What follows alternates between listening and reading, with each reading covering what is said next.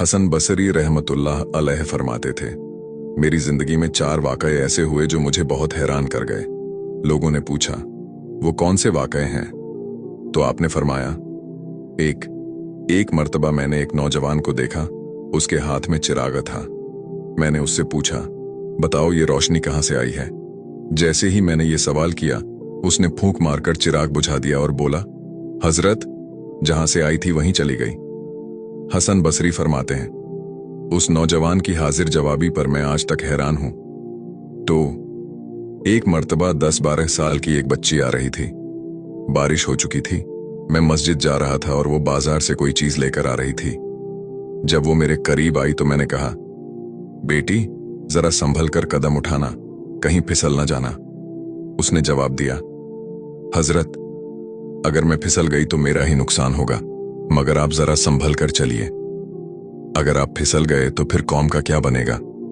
हसन बसरी फरमाते हैं, उस बच्ची की ये बात मुझे आज तक याद है। एक मर्तबा मैंने एक हिजड़े को देखा। जब उसे पता चला कि मैंने उसे पहचान लिया है तो उसने मुझसे कहा, मेरा राज न खोलना, अल्लाह ताला क़यामत के दिन तुम्हारे राजों पर पर्दा डालेंगे। एक आदमी नमाज पढ़ रहा था। उसके सामने से एक औरत रोती हुई खुले सर और खुले चेहरे के साथ गुजर गई।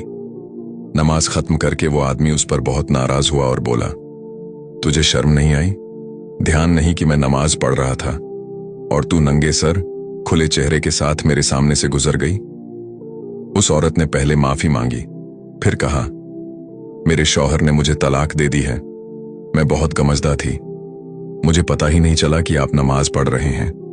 मगर मुझे हैरानी इस बात पर है कि मैं शौहर की मोहब्बत में इतनी गिरफ्तार थी कि मुझे सामने से गुजरने का होश नहीं रहा, और तुम अल्लाह की मोहब्बत में कैसे गिरफ्तार हो कि परवरदिगार के सामने खड़े होकर मेरा चेहरा देखते रहे।